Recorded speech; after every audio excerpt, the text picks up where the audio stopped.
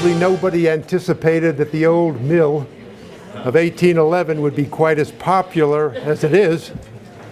But on behalf of the Fall River Historical Society, I want to welcome all of you to the first of a 3-week series on the industrial history of Fall River.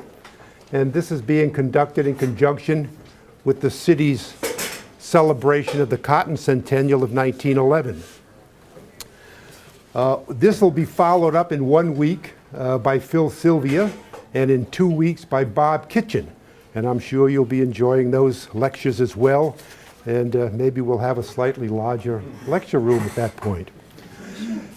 And I'd be remiss if I didn't start off thanking BCC for their facilities and providing this room, and especially thanking Stephanie Corey, who's done a tremendous amount of work in helping us put the series together. A British economic historian in a work published in 1968 made the observation that, quote, about 1760, a wave of gadgets swept England, is how a schoolboy may have begun his answer to a question about the Industrial Revolution. But the author also points out, quote, it was not only gadgets, however, but innovations of all kinds that surged up with a suddenness for which it is difficult to find a parallel at any other time or place. And in a small way, Fall River, at least for a brief period of time, would be part of that revolution. By the traditional definitions, the Industrial Revolution covers a period from the second part of the 18th century to the early 19th century, about 1760 to about 1840.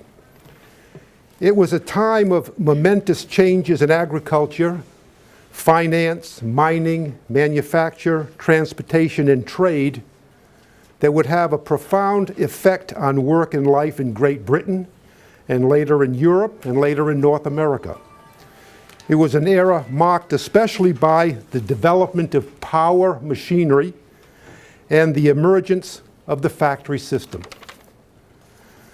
The causes of the Industrial Revolution, at least in Great Britain, are complex and interrelated, and may have at least included more efficient food production, which forced peasants into cottage industries and later into towns and cities in search of work, an expanding population, the growth of domestic, colonial, and foreign markets for trade, an abundance of natural resources such as coal, iron, and water power, the accumulation of capital and the development of financial markets, improved transportation, and a fairly stable political situation. The island insulation helped, and the Napoleonic Wars did not reach Great Britain's shores. Even the development of a patent system may have encouraged innovation, although it was usually ineffective in the early years in protecting the rights of inventors. Ultimately, however, as one historian puts it, whoever says Industrial Revolution says cotton. This fiber was the pacemaker of industrial change. It was the cotton industry more than any other that brought on the factory system, a new industrial order that applied power-driven machinery to manufacture, replaced craft with mass production, and eventually transformed the relationship of capital and labor. The cotton industry was well placed for expansion during the industrial age. The raw material was cheap. Its finished product was fairly inexpensive and in demand. The fiber could be easily manipulated by machinery. Its workers required little training. Little capital was required. The British owners, managers, and workers often had experience in textiles, in particular experience with wool. And the industry had the benefit of a series of timely innovations. Like the schoolboy I mentioned earlier at school in Fall River, all of us would have memorized by rote the name of the great English inventors, and we would have had memorized by rote the names of their inventions. I don't believe, however, as best I can recall, grammar school and high school, that they ever bothered to tell us how some of these innovations actually worked. And in truth, there was probably a good reason for that. It's almost impossible to explain some of these innovations and inventions. But you'll recall that John Kay invented the Fly Shuttle, which is generally considered the origin of all textile inventions. Just as a test, how many people can visualize right now what a fly shuttle looked like? Oh, that's very good. This could be a dangerous group.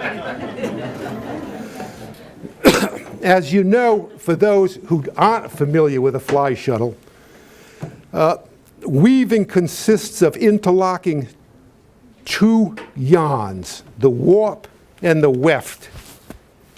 Okay, let me see. Okay, what do I do with my glasses here? And they're interlocked in an under and over pattern. The shuttle carries the weft through the warp. In the old way, the weaver simply passed the shuttle through the warp back and forth by hand. And in fact, according to a couple of the authors, that's how we eventually determined the width of a piece of cloth. Essentially, what would happen is the weaver would take the shuttle in one hand, reach under on both sides, and simply pass the shuttle from right to left to right, to right to left.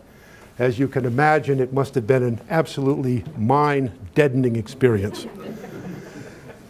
Kay's Fly Shuttle and some of the innovations that followed immediately simply pushed the shuttle back and forth mechanically with a push usually of the hand.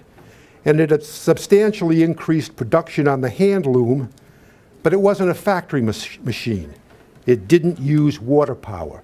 These looms would still have been used in the home rather than in a factory.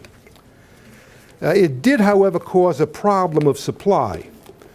According to an early English history, quote, "The one-thread wheel, though turning from morning till night in thousands of cottages, could not keep pace either with the weaver's shuttle or with the demand of the merchant." What followed after that were the three great spinning inventions. James Hargreaves patented the spinning jenny, which essentially took the common spinning wheel, but it allowed it to turn multiple spindles at the same time. It produced multiple strands of yarn instead of the single strand. The machine, however, was not continuous and had to be stopped between different phases of the operation, so it couldn't be used effectively with a continuous source of power, such as a horse or water or even later steam. It was, again, not a factory machine. We were also told in school that the greatest of the inventors was Richard Arkwright, and that he invented the water frame. Now, this really has been the most difficult to research. Let me give that same test over again. How many people can visualize what the water frame concept consisted of? Phil, you can put your hand up. I know you do. Does anybody else, can you visualize what the water frame must have consisted of? In fact, a mill on the Quikoshan, I might note his importance, is actually named in his honor. We do have a Hargreaves mill. Arkwright's contribution to the textile industry is actually twofold, and it is complicated. Arkwright is generally credited with the so-called principle of spinning by rollers. And according to an 1835 English historian, authorship of the splendid invention has been the subject of much doubt and controversy. In fact, that doubt and controversy continues, and Arkwright eventually lost the patents to the principle of spinning by rollers. Essentially, and that's the reason I might point out I've erased this board, because I think the use of the board will help understand the principle. Essentially, roller spinning consisted of two pairs of rollers. The second pair running faster than the first pair. And instead of thinking of rollers, it would be my suggestion that you think of two yo-yos. One yo-yo, two yo-yos, and the string in between. A strand of cotton was passed through the first rollers and stretched by the second pair of rollers, which was pulling the strand faster than the first pair could deliver the fibers. At the same time, there was a slight twist.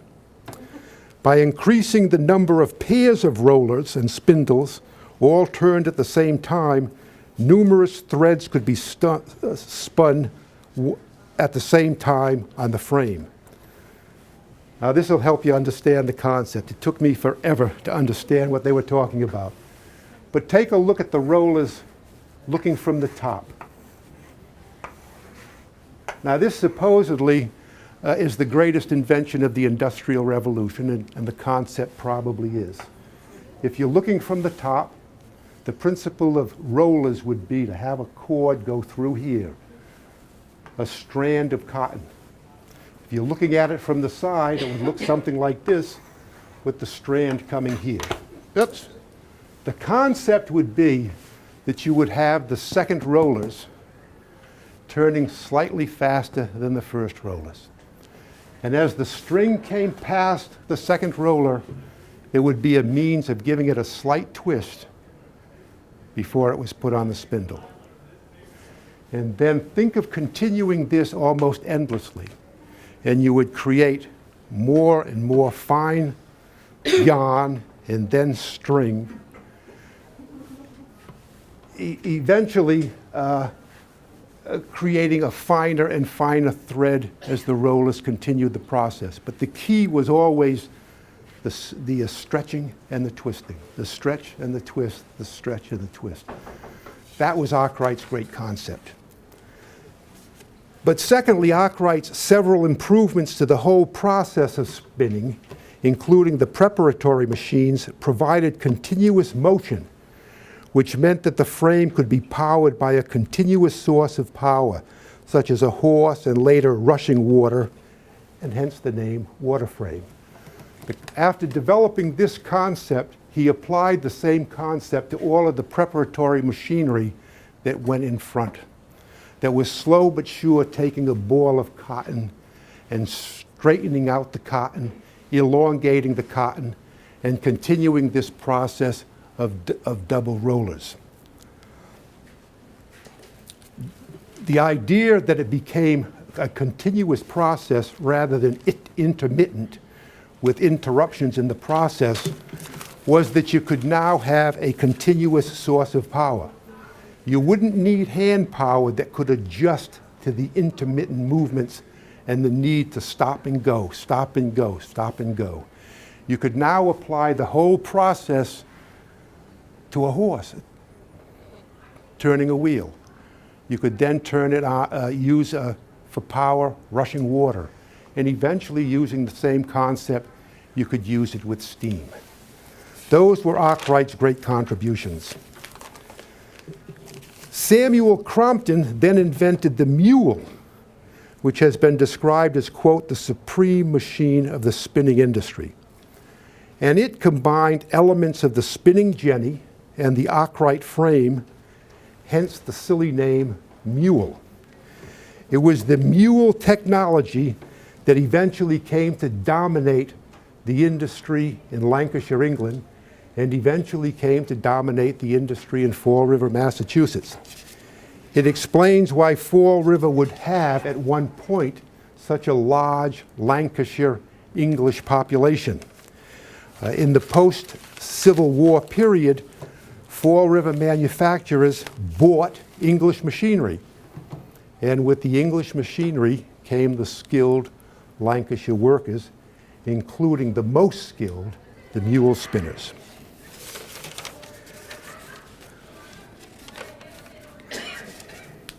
Okay.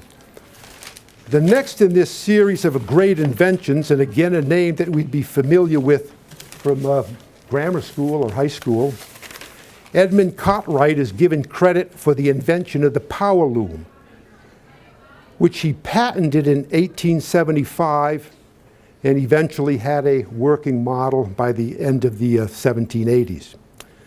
By making the weaving process now a continuous action, it was possible to power the loom by water power or by horses and later by steam. Factories, and this is the important concept for us, factories could now be integrated. That is, you could have all of the processes, essentially spinning and weaving, conducted under the same roof. Now, this gives us some context, I think, for the Industrial Revolution, but it doesn't really explain why Main Road in Tiverton would eventually become the site of a cotton mill in the year 1811. At the dawn of the Industrial Revolution, there really was no reason to expect anything special from Fall River. Cotton didn't grow in New England, and flax and wool from local farms would barely meet household needs. Since the local farmers, seafarers, and merchants were not familiar with any particular industry, there was no reason for them to turn their attention to a developing technology. Yet one of the elements for industry was readily available in Fall River, and that was power in the form of rushing water. It was then through a series of fortuitous events and circumstances that Fall River would become a center for the new industrial order. The city, however, was not an early leader. The numbers are unreliable, but by 1800, there were probably 7 cotton mills in Rhode Island, Connecticut, and 1 in Massachusetts. The United States Secretary of the Treasury reported in 1810 that there were 54 mills in Massachusetts, 28 in Rhode Island, and 14 in Connecticut. An 1813 history of Rhode Island reports that in 1809 there were 17 mills within the town of Providence and its vicinity, and that the next year there were 76 factories within 30 miles of Providence. George S. White, in his memoir of Samuel Slater, estimated in 1812 there were 33 mills in Rhode Island and 20 within 30 miles of Providence.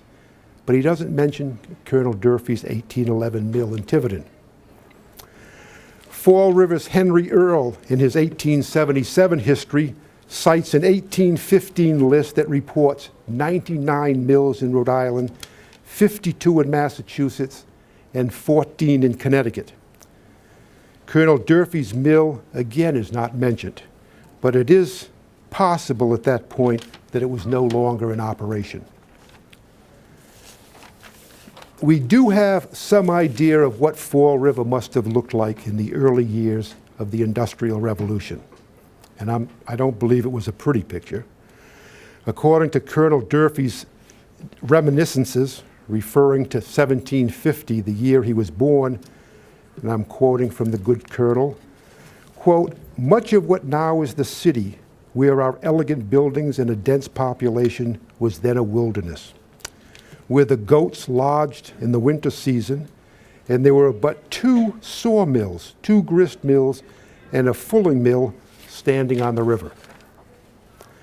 At the dawn of the 19th century, Fall River was a village with one principal road running north and south and 2 running east and west. Today, these are North and South Main Streets and Central and Bedford Streets. The stream running through the center of the village was simply crossed by a flimsy bridge. The village of Fall River at this time was a part of Freetown. The town itself was not incorporated until 1803. The southern border extended only to the present line of Columbia Street, which at the time was the state border with Rhode Island.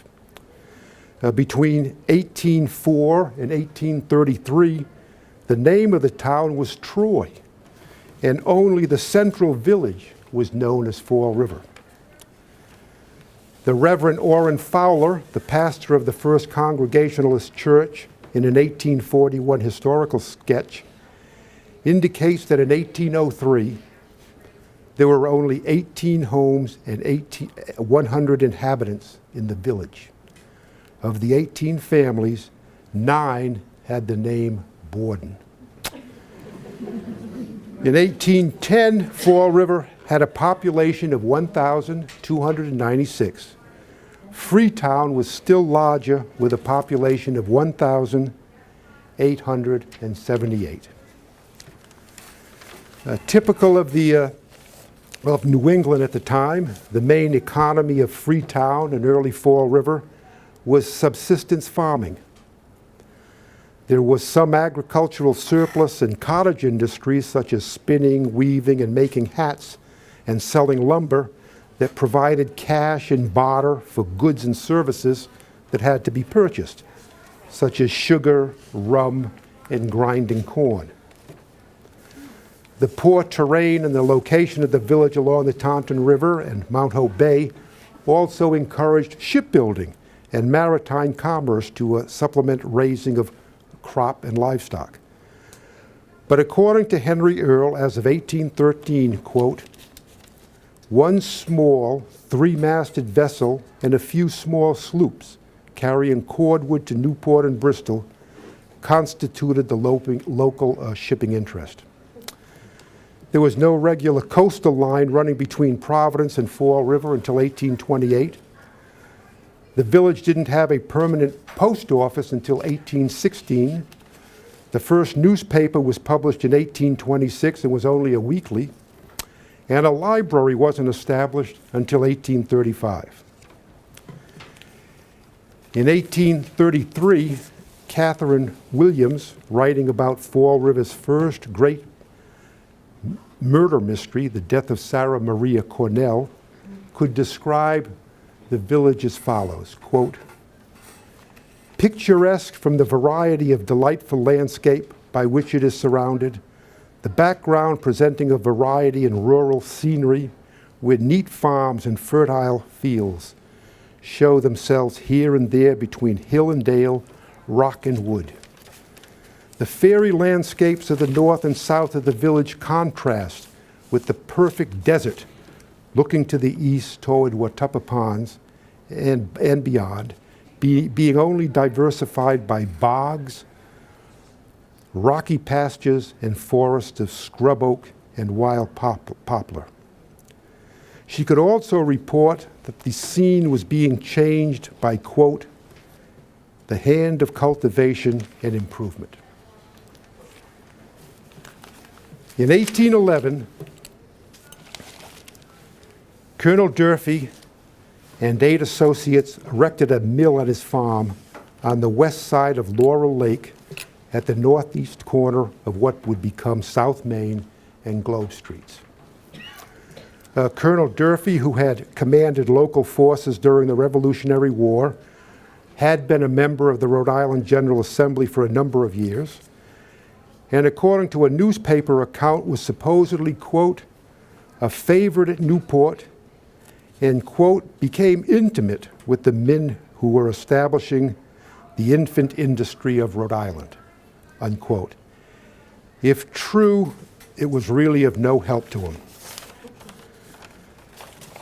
A dam was built close to the spot where the mill was later placed, and a dam had already been erected at the outlet from the pond. A mill pond was formed by the overflowing of the surrounding land, the area of what is today Father Kelly's Park. There is no record that any of these investors had any experience in the cotton textile business. The type of machinery used in 1811 is uncertain, and so is the work. According to Henry Earle, quote, how much of the work of yarn making in Colonel Durfee's mill was done by machine process does not admit of positive assertion. The raw cotton was given out to the farmers' families of the neighborhood and hand-picked. The yarn likewise was distributed among the diligent housewives to be woven into cloth, then collected, put in merchantable shape, and thrown upon the market. We may presume that the machine appointments to the mill included a few of the Arkwright spinning frames, carders, and probably a calendar. We do know that this was only a spinning mill. There, in fact, were no factory looms in the United States until 1813. There were probably 10 to 12 workers in the mill, mostly children and young women from the local farms. The hours of labor were from sunrise to sunset. Outside the mill, there may have been a couple of hundred persons keeping busy, initially cleaning the raw cotton and later weaving the yarn into cloth. The enterprise was, quote, disastrous to its promoters, according to Henry Earle. Quote, they exhibited great energy and considerable nerve, but with hardly commensurate judgment, due probably to want of practical knowledge. Earle offered an interesting example of, quote, illustrative of their operating. Having heard that a tub wheel would run easier than a breast wheel, they built one for the mill. And I actually found a picture of what a tub wheel looks like, only because I had absolutely no idea what it was or how it worked. I'll try to briefly explain it, and you can see how this could have easily worked with a grist mill or a sawmill. The real problem, I understand from an engineering viewpoint for early mill builders, was the fact that they simply did not know how to make gears and would not have been able to make gears. The tub wheel was excellent for a grist mill. You can just visualize how the mill wheel would have been put right on top. And it essentially would have been a ratio of 1 to 1, so that every time the tub wheel turned from the rushing water, the wheel would also turn. It was a tub wheel that was also used to push lumber into a saw in a sawmill. So it had a practical use. Unfortunately, with a mill that had numerous machines, it was rather impractical. According to a 1908 history, the tub wheel, quote, caused such an expenditure that Mr. Durfee and the other original proprietors became discouraged and were soon disposed to sell their interest. For those familiar with Fall River, you would probably also agree that the location of the mill was a disadvantage. The limited force of the water flow could have been increased by putting the water wheel on the west side of Main Road, which had a steeper drop. The inland location also increased the cost of freight. Cotton had to be carted 2 miles from the village of Fall River, and finished yarn and cloth had to be returned to the village to be shipped to Providence and other towns to be sold. By contrast, the later mills on the lower Quikasham were only a few feet from water transportation. The mill did not prosper under Colonel Durfee's management, and he was actually ruined financially by the venture. He eventually had to sell the homestead to pay off his debts. But after the election of President Andrew Jackson, who supported pensions for Revolutionary War veterans, he did receive a comfortable pension of $40 a month. The next question that I try to address is, why would anybody build a textile factory in Tiverton in the year 1811 based on the description that I've given of what it must have looked like here? Well, Colonel Durfee was presumably prompted by circumstances of the day. You need a raw product, that is, you need cotton, wool, silk, or flax. You need some sort of technology, and you need some sort of incentive to think you're going to be a success. A schoolboy in New England might have been familiar with some of that background and history. According to a Henry Earl, quote, "The history of cotton manufacture in the United States commences with the organization of a factory at Beverly, Massachusetts in 1782.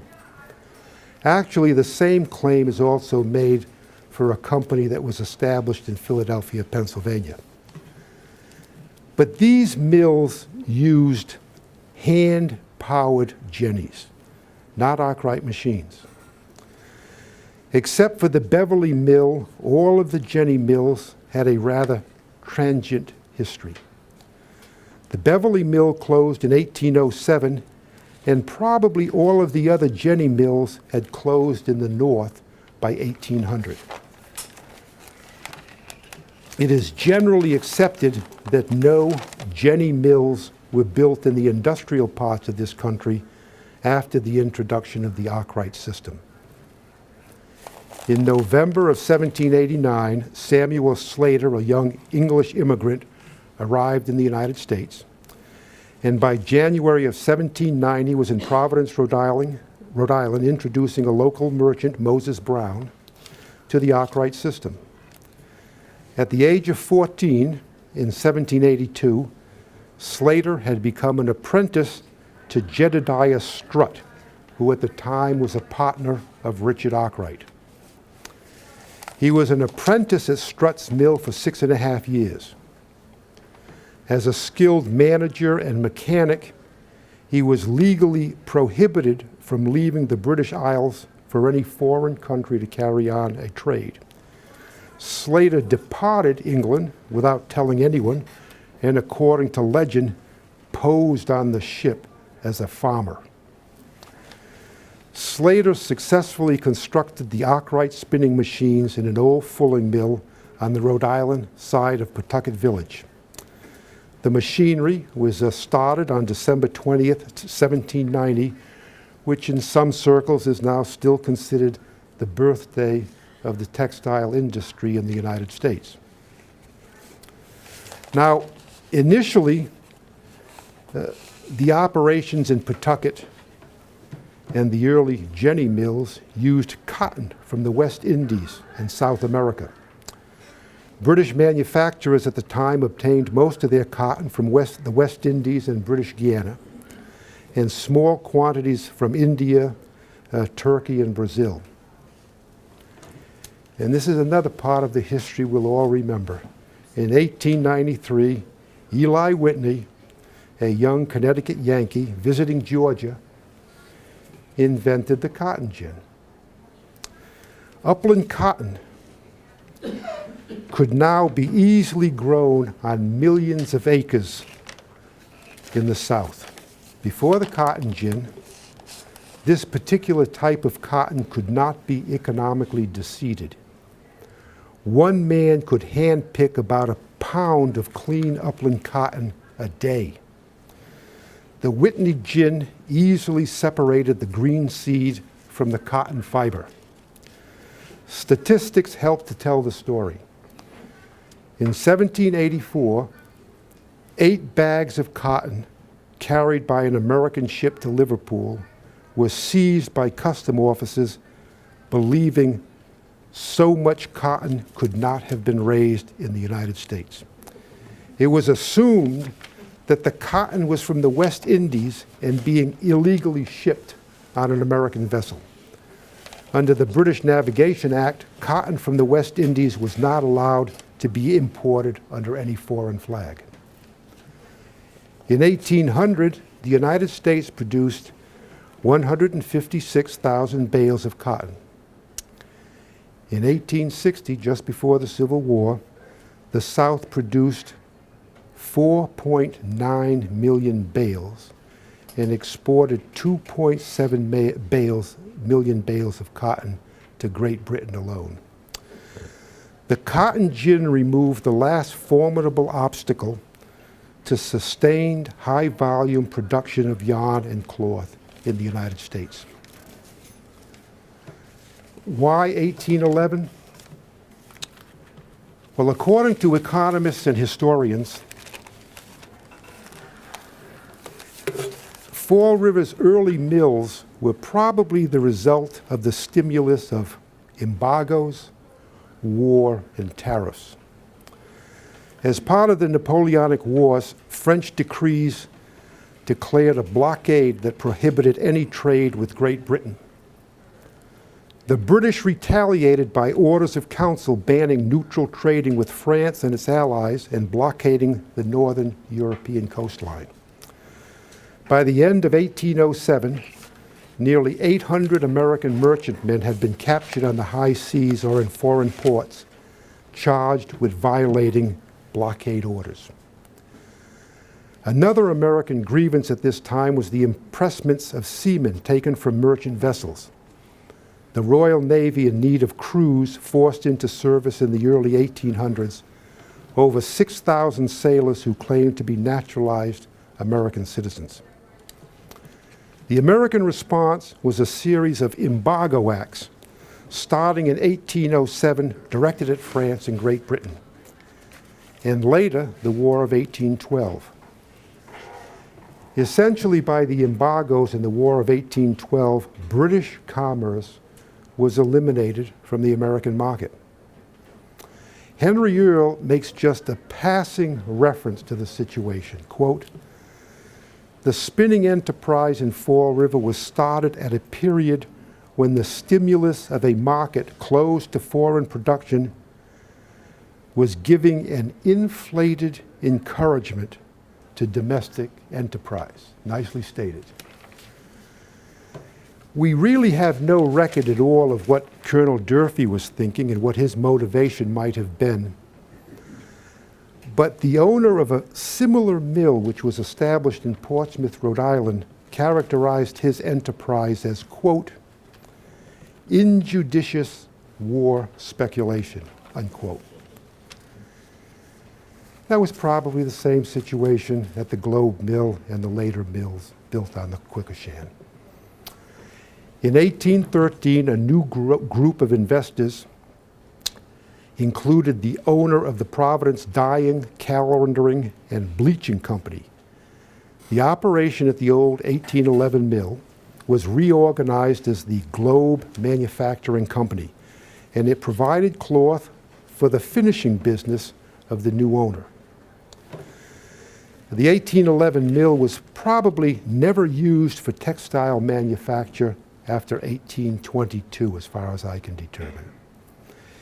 In that year, the machinery was moved to the Troy mills in Fall River to replace machinery that had been lost in a fire in October of 1821. There was, however, in this period, every reason to continue manufacture, but not on Laurel Lake, on the Quikoshan River. Number one, on the Quikoshan, you had adequate rushing water, unlike the situation at Laurel Lake. Number two, after the Treaty of Ghent in 1815, which ended the War of 1812, the American textile industry was then fully protected by high tariffs, which made the import of British goods almost prohibitive. They simply had no competition.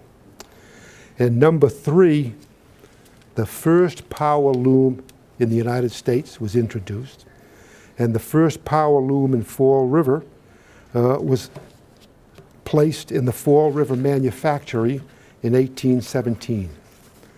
Mills in this country could now compete with Great Britain.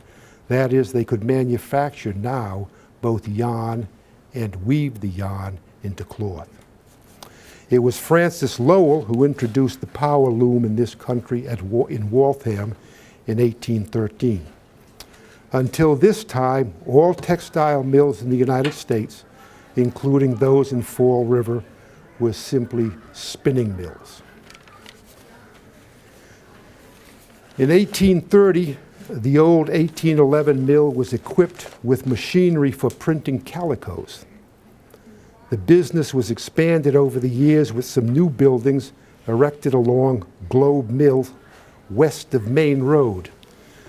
And if we move ahead, we can find or move back, we can find a woodcut of that area approximately during the Civil War period, and we can actually pick out the old mill that was standing there. Okay, right here. This would have been the mill. Now, people looking at this will immediately appreciate that that is not the 1811 mill.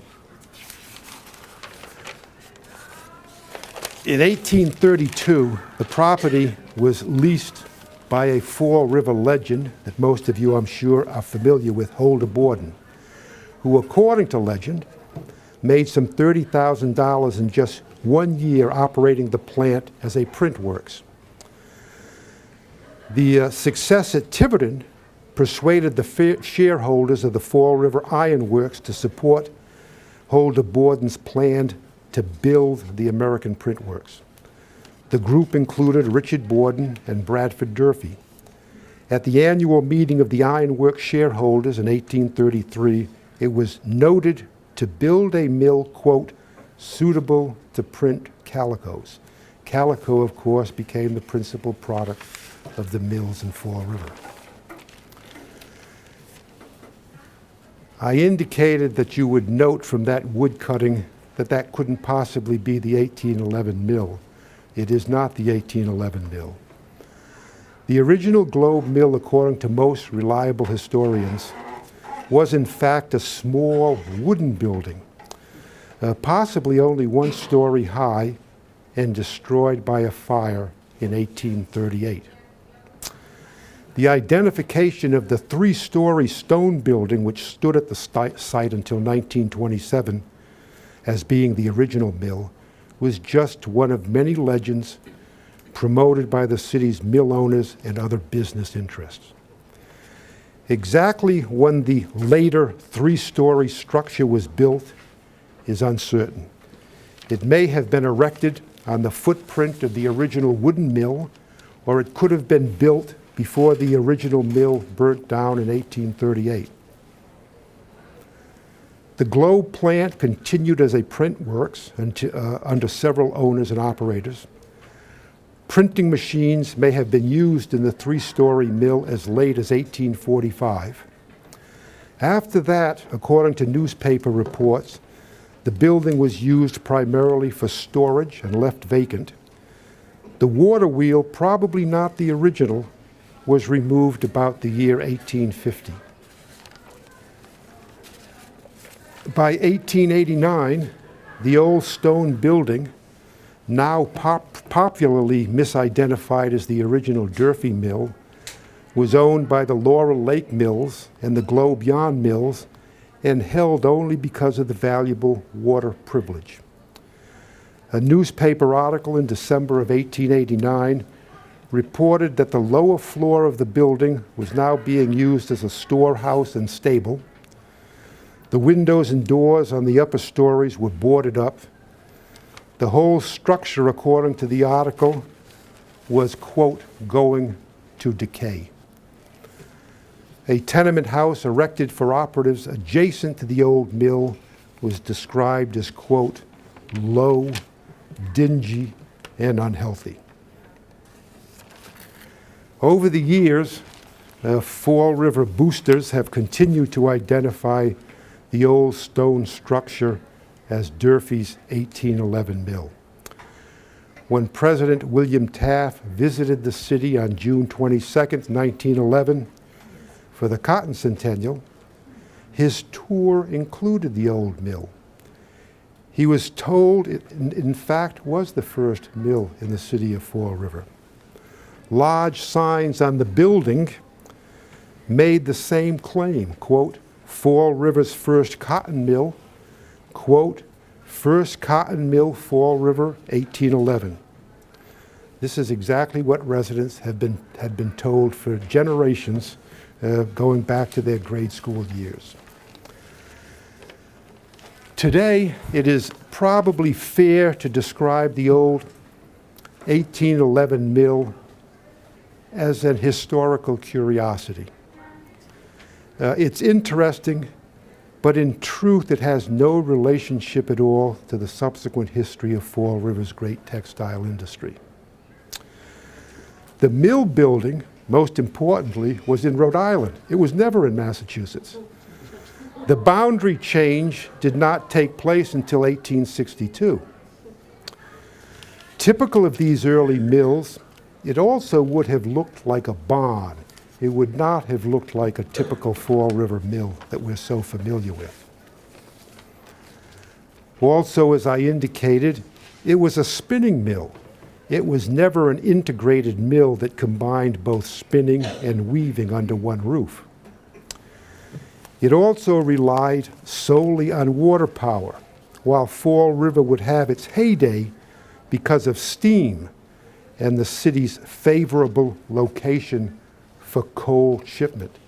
Contrary to popular belief, Fall River did not become the largest textile center in the United States because of the rushing waters of the Quequechan River. Oh, okay, I'll try to keep it up. Also, the small Laurel Lake stream would never have supported a major industry. At the time of the outbreak of the Civil War, there were in fact only 3 small thread manufacturers along the Laurel Lake stream. The first integrated mill on Laurel Lakes was the Slade's Mill, organized in 1871, which relied solely on steam power. I suspect, and this was an issue I somehow became curious about, how did the old mill then become such a Fall River legend? I suspect that the old Durfee mill was adopted by Fall River only because Globe Corners eventually became a part of the city in 1862 in an exchange of territory with the state of Rhode Island. It was really a matter more of water rights than land. Massachusetts received the lower portion of the North Watuppa Pond, all of the South Watuppa Pond, with the outlet to the Quequechan River, and the rivers upstream. Rhode Island received Pawtucket, Massachusetts, and yes, there was a Pawtucket, Massachusetts, and part of Seekonk, which gave it control of both sides of the Blackstone River. In fact, industrial historians not connected to Fall River have long identified the 1805 Swansea cotton manufacturer as the forerunner of the great cotton textile industry in Fall River. William Bagnall, for example, an industrial historian, as early as 1898 described the Swansea mill as the pioneer of the Fall River industry. Dexter Wheeler was the principal organizer of the Swansea mill. In 1809, he also erected a mill in Rehoboth, where he was joined by a cousin, David Anthony, a name we're probably all familiar with. These were the 2 principal organizers of the first mill on the Quequechan. And that would have been in 1813, the Fall River Manufactory. Dexter Wheeler's partners in the Swansea mill included Nathaniel Wheeler, a cousin, and Oliver Chase. The latter 2 were the principal organizers of the second mill on the Quequechan, the 1813 Troy Cotton and Woolen Manufactory. And Chase later became the first treasurer of the third mill on the Quequechan River, the Pocasset Manufacturing Company. It is also claimed that the Wheelers, both machinists, had received their training with the Wilkinsons in Pawtucket. They were in-laws of Samuel Slater and his partners in several early textile ventures. It is also claimed that David Anthony had worked both for Slater and the Wilkinsons at the old mill in Pawtucket and the so-called White Mill in Rehoboth. Robert Lamb, in a 1952 essay, sums it up as follows, and I'm quoting, "Thus, the Fall River mills and families grew from the seedbed of the American textile industry, and through Slater and the Providence Pawtucket system, derived their skills directly from the original British cotton textile industry." Sadly, nothing ever grew from the old Durfee mill experiment. The 9 partners in the mill were never again involved in textile manufacture in Fall River. The old stone mill was finally torn down, as some of you know, probably all of you, in 1927. In the depths of the textile depression, there was little interest and even less money to save an old building. The end came with an obituary in the Fall River Herald News of April 6, 1927. Quote, "Some bright morning this spring, a regiment of workmen armed with picks, bars and hammers and chisels and municipal authority will descend upon Globe Corners with the extermination of the old stone mill for their objective. Theirs will be an easy and popular victory. 70 years of neglect have dissipated the once rugged frame of the century-old landmark into a tottering old carcass of distressing aspect. Never a lovely structure, once robbed of its utilitarian virtues, there has been no reason for prolonging its existence other than the belief long held that it was the first cotton mill in this section, the great-granddaddy of the city's great cotton industry. But when recently this belief was discredited, sentiment died overnight, and in the morning light the old mill stood revealed as nothing more or less than an ugly eyesore. When recently the Park Commission announced its intention of raising the building to make way for a park and playground that will change the dismal scene, good riddance to bad rubbish was the public verdict. It seems rather bitter, but keep in mind that Fall River is now into its 3rd year of the Great Textile Depression that it would never recover from. Actually, if you think about it, the old mills did quite well.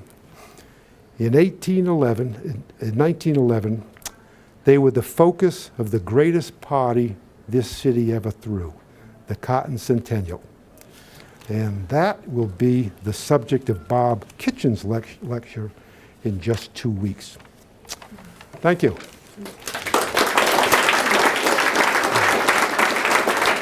And if you have any questions, but not about the machines, please, not about those terrible machines. To the pond. The pond was filled in. As a matter of fact, when I was a kid, and some of you will remember this, there used to be what are those that grow in ponds? Caddo nine-tails or what? Yeah, they used to grow at the edge. Father Kelly is all filled in. That was a pond at one time until 1927, and just filled in to make the playground.